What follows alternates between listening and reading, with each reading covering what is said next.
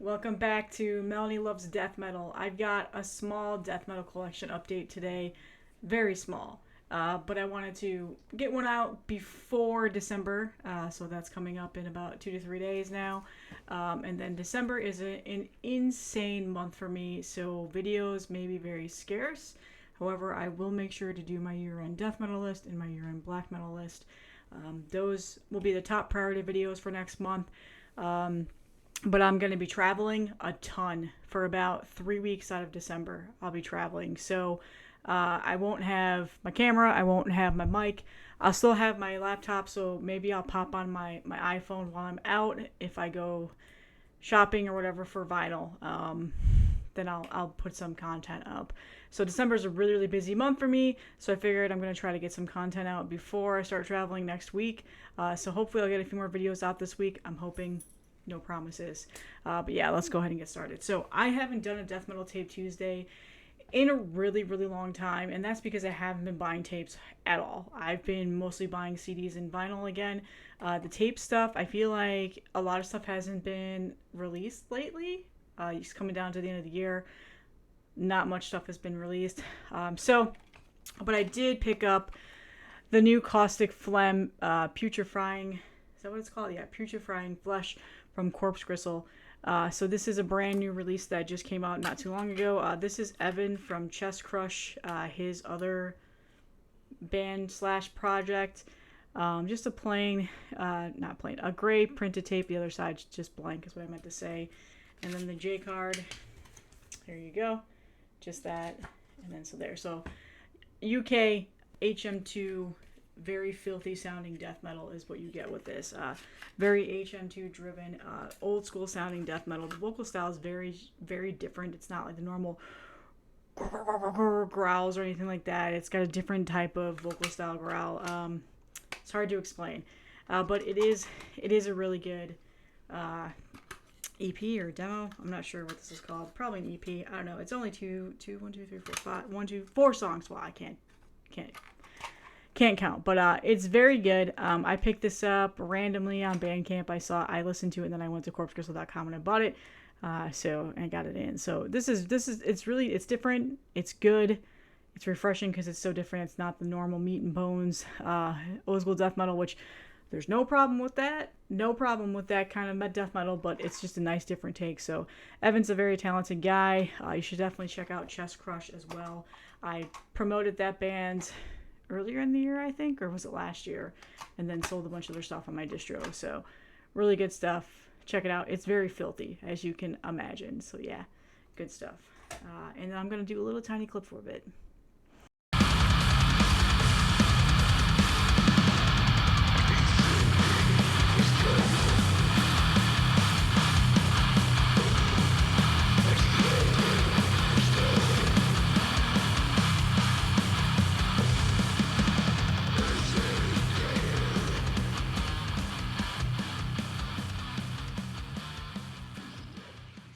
Okay, so that was the only tape that I had. The next is I have 3 vinyl I'm going to show.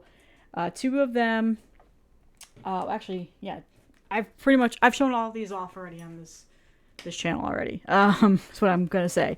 But I got them on vinyl. So I've shown off the tapes and CDs of these, but I finally got the vinyl pressings of them. So I figured, why not talk about them again? Two of these are definitely going to be on my year-end list this year, so why not show them up again. So the first one is from Masako Un or MSUO, Cryptworm, Spewing Mephitic Putridity. So this is a repressing of the color edition of this vinyl. I got the tape and CD when it first came out, but I really wanted the vinyl mostly for the artwork. That's just some good stuff. And of course my dog is probably barking, so I'm sure you can probably hear her right now. So they repressed the color copy of this. So if you were looking for this on color, it was repressed within the last couple of weeks. And MSUO was awesome. Jesus was awesome. He got this to me super quick once they were ready to go. So it's that vibrant yellow with green splatter right there. Yeah, so essentially, band out of the UK. This is their first full-length album that came out very early this year. It was like March. course, my dog is just losing her shit right now when I'm trying to record a video. Came out, I think, March. Yeah, March is when this came out. So very early in the year. So I feel like it's kind of gotten a little bit of ignored maybe now, since so much new stuff has come out this year already, especially now that we're heading into December and, you know, a bunch of new stuff has come out already. But just an amazing, look at that. Awesome artwork. And then on the gatefold is the, yeah, so what do you get with this? It is very filthy death metal. And it is so good. Riffs galore, filthy death metal. Probably not your typical, like, meat and bones, as people say. I would say it's definitely a little bit more, it's definitely got that old school death metal vibe for sure. But it's just very filthy sounding. Just, and it embodies, in my honest opinion, a perfect death metal record.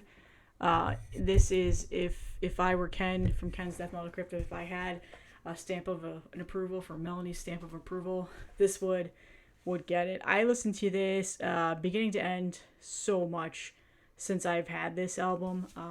It's by far probably one of my all-time favorite death metal albums to come out in recent years. I've just listened to it so much.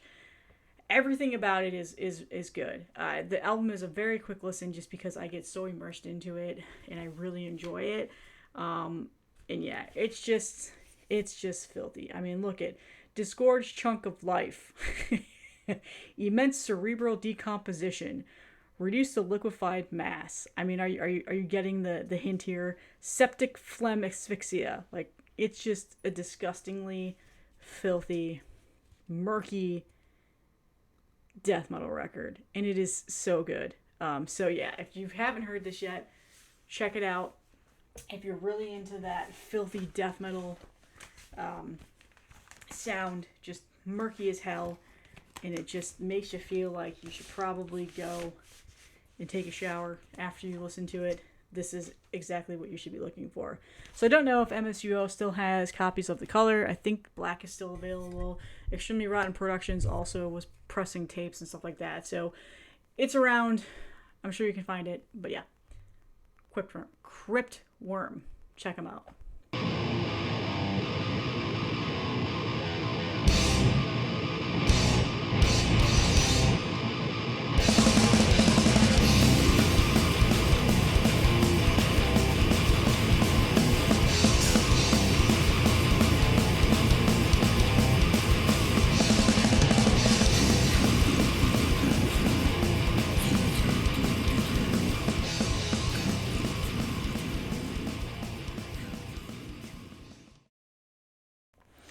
Okay, the next album that I have to show off is, I showed off the tape, showed off the CD. I wasn't happy with just having the tape or CD. I really wanted this on vinyl. I wanted to hear it on my record player. I wanted to put it on my turntable. I wanted to hear it through my big speakers. Because this is, again, one of my favorite albums to come out this year. I love this album. There's so many things about it that make it so good. And these last couple of collection updates I've done are pretty much my year-end list. Just going to call that out. So this is the new Maul album, Seraphic, I don't know, Punishment. Midwest Death Metal. I think they're from North Dakota or something like that. Yeah, their first full length. They've had others like demos and splits and stuff like that come out previously. But look at that artwork on Redefining Darkness. So they repressed these. This is the repressing. So the repressings are available, just so you know, if you're looking. And I absolutely love this artwork. There's so many elements that they have mixed into this record here. It's death metal. It's got a little bit of grindcore sound. It's got a little bit of everything. Like Garrett is all over the place with his vocals. He does amazing things. He just has a lot of like layers that he does with his vocals. It's a really fun album, and yeah, I mean, I've truly just really been enjoying this, and I just really want it on vinyl. So when Redefining Darkness said, hey, like, we're repressing this, I jumped on it. So the album cover is done by Jason Barnett.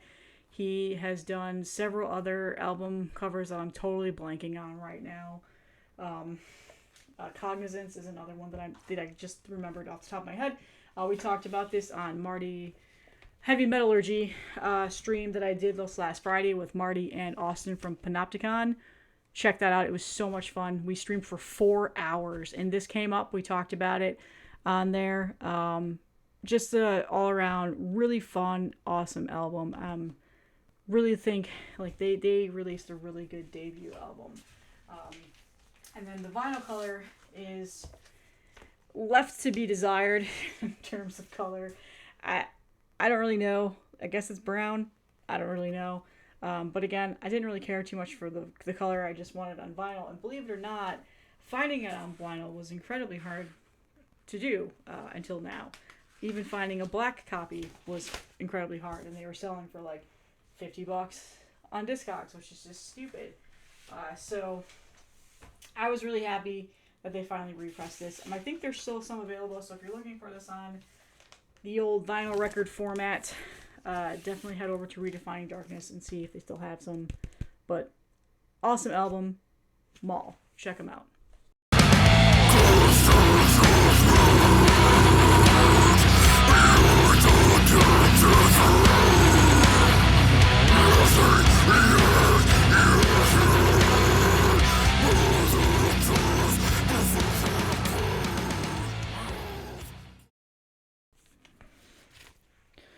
Okay, and the final thing that I have to show is something I've shown on here already. It came out last year.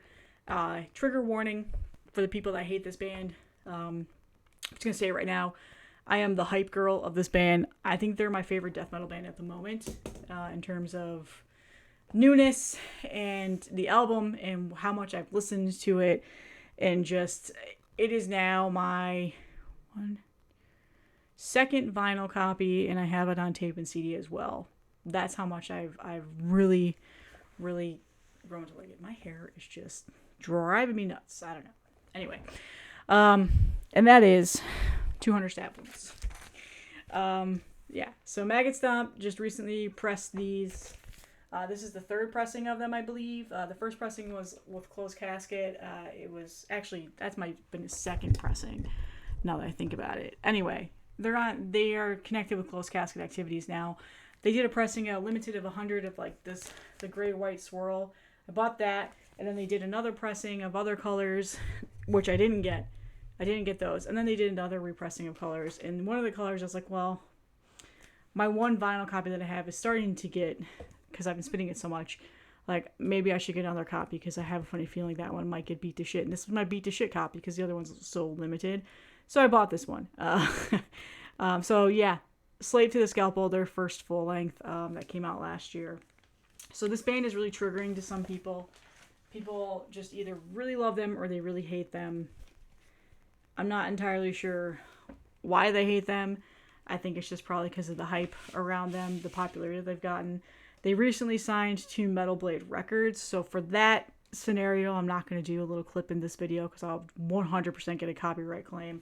Metal Blade is one of those bigger labels now. I'm just not going to bother risking it. So I'm sure you've all have heard 200 Stab Wounds. So nice printed inner sheets here. The lyrics on that side. I got the green and yellow, whatever this variant was. I think it looks awesome. That like swampy green color is now like my new favorite vinyl cover color. I've been buying this color a lot whenever it comes available for pressings. There was